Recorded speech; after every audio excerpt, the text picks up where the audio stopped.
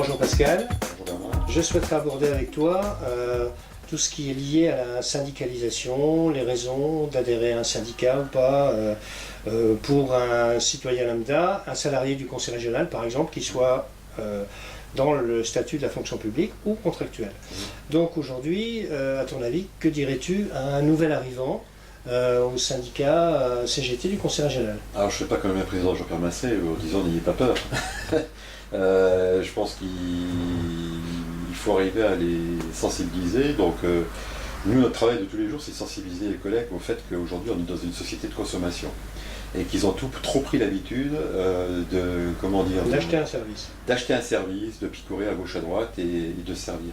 La CGT aujourd'hui, c'est du syndicalisme militant.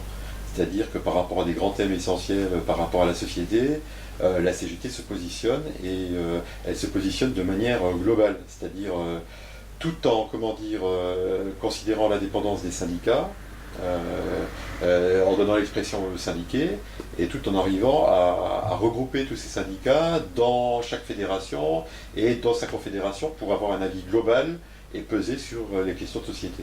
Il est important de constater qu'à la CGT, il y a justement une autonomie des syndicats, des entreprises, donc du conseil régional, par rapport à une prise de position nationale ou régionale.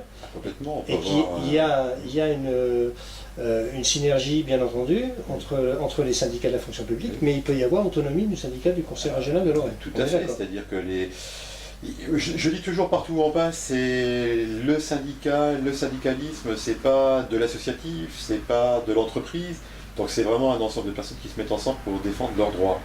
Donc à un moment il y a des règles de vie syndicale, dans la CGT il y a des règles de vie syndicale et il y a des bases fondamentales.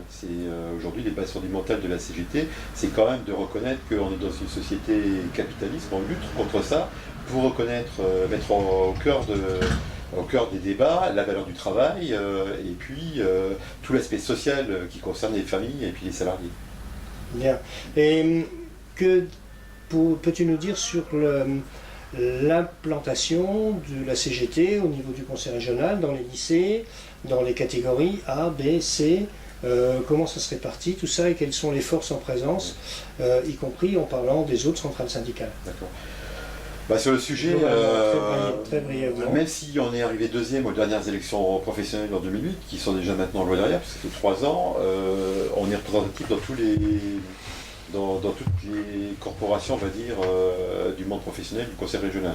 C'est-à-dire qu'aujourd'hui, à la différence des autres syndicats, nous avons des élus en commission administrative paritaire en catégorie A, B et C, c'est-à-dire dans tous les cadres de la hiérarchie des fonctionnaires.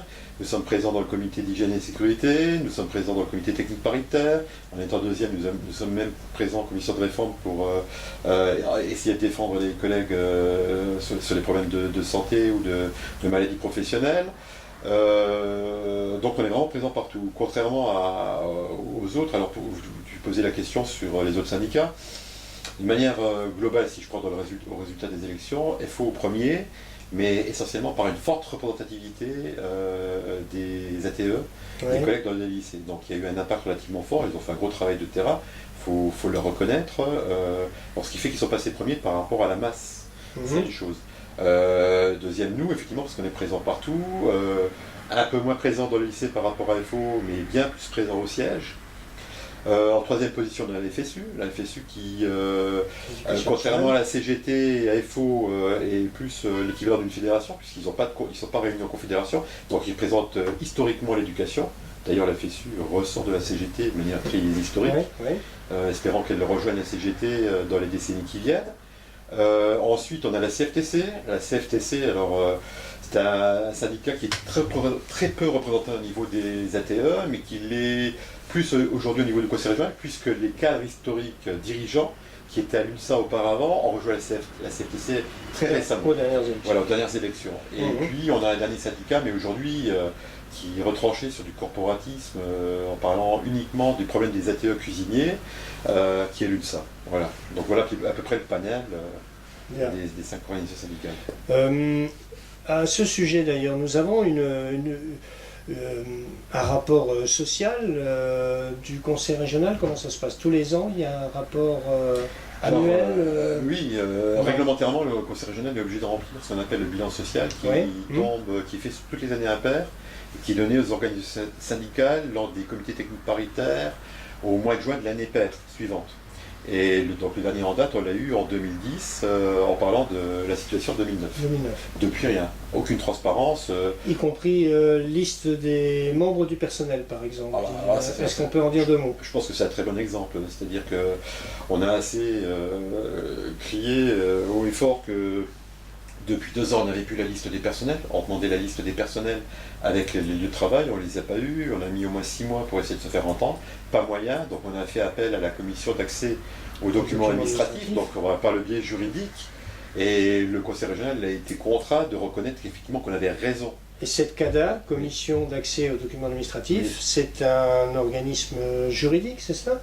C'est un organisme consultatif qui apprécie le droit et qui... Et qui oblige non, alors il n'oblige pas. Il fait un arbitrage et il dit effectivement si on a le droit ou pas de recevoir les documents. En général, il s'adresse à n'importe quel citoyen, n'importe quel citoyen a le droit de s'adresser à la CADA pour avoir des éléments qui devraient être publics, quoi. Donc si je comprends bien, il a fallu une demi-année pour avoir simplement la liste nominative des salariés du conseil régional. Bel exploit. Bravo à la CGT. Et on a dû dépenser de l'énergie pour se faire entendre et pour écrire et envoyer le document à la CADA. Merci Pascal.